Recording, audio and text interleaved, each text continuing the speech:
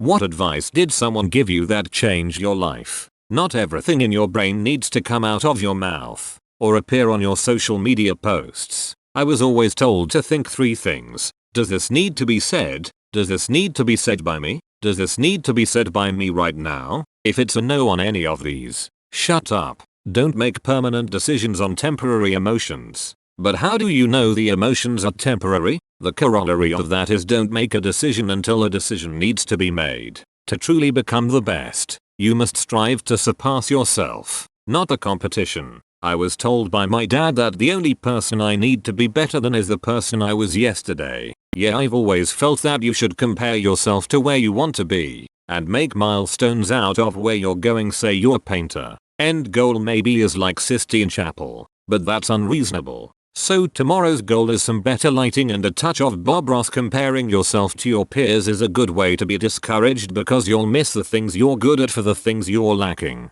Going I'm at this point and I can't do that. Right double quotation mark. Juiciest peach there is. Stemming from different experiences as a kid. I read this quote and realize that I can be the best I can be. But I'm still not gonna be to everyone's taste. And that's alright. Helped me stress down almost entirely about that. Yeah, and it's not fair to expect everybody you meet to like you. Some people will and some people won't. And that's okay. 2/10 for inaccuracy. How TF can you not like peaches? Not quite advice. But a male co-worker said his wife was his best friend and I realized my husband and I weren't friends at all. I tried to change the relationship but eventually left. 10 years later married a man who was my friend. Still married 13 years and he is my best friend.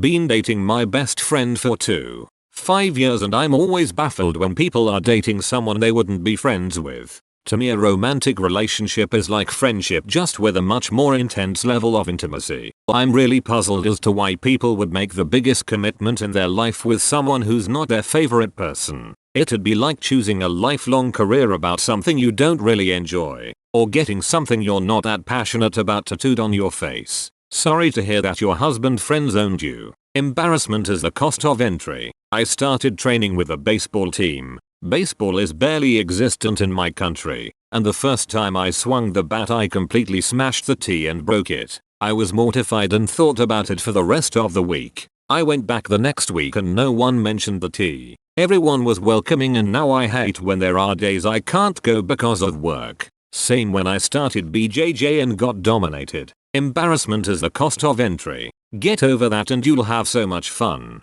It took me years to get over this. And when I did, pretty much every aspect of my life changed. A quiet life is not a boring life. Boring means nothing bad is happening. This is a good one. I don't need to be doing grandiose things with my life for it to be a good life. Not really advice. Just a remark someone made a few times that hit home. They said that most things people do have nothing to do with you, even if it's directed at you. It really did change my life in that I hardly ever take things personal anymore. I must remember this more often. Thank you. Nah, everything revolves around me. Expectations breed disappointment. If you're gonna get angry about something, think to yourself, will I remember this in 10 years? Before you gossip, ask yourself, is it true? Is it kind? Is it necessary? I don't know where that saying comes from, but I use this all the time when I'm on the internet. I think it is a way to live by until corrected by direct interaction.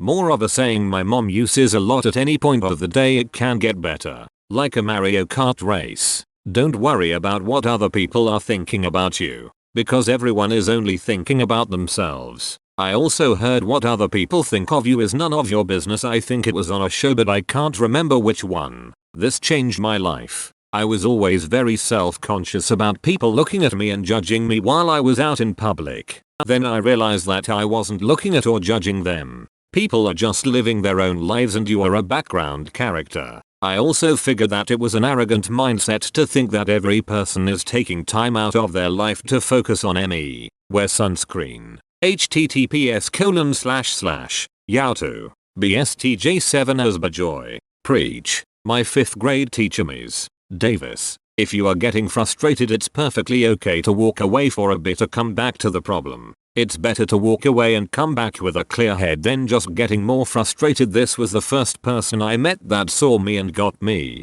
but I have motivation problems, so it's difficult to come back.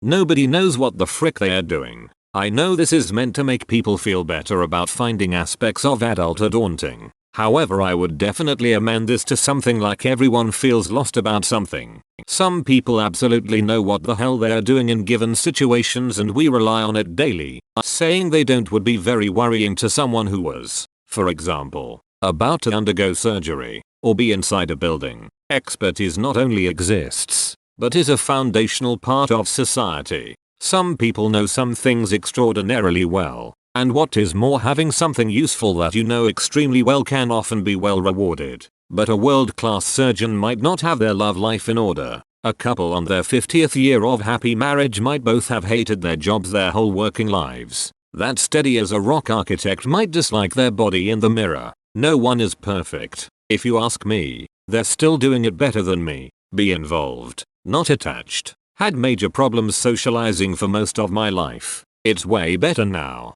Thanks to advice like this. It doesn't mean you have to dominate every conversation. Just be more involved. Ask the talking person questions. Repeat what they said in other words to clarify their statements. Ask follow-up questions. Let them know you're actually interested in what they have to say. Making people talk will get you way farther than talking about yourself. Thank you. I struggle with this too. I used to think I had to talk more and contribute the most to a conversation in order for people to like me. Saying act like you have been there before is more like instructions. Thanks, you polymer pussies. Show up early. Best advice I received about relationships with direct reports. Always friendly. Never a friend. I wish I had learned it earlier in my career, but in my current role, it serves me very well. Or you can be like my old manager and do the following with your direct reports. Go on vacation trips with your report. His wife and 4 kids accept to be the godmother of another report's first child. Hold quarterly reviews for some reports in your office.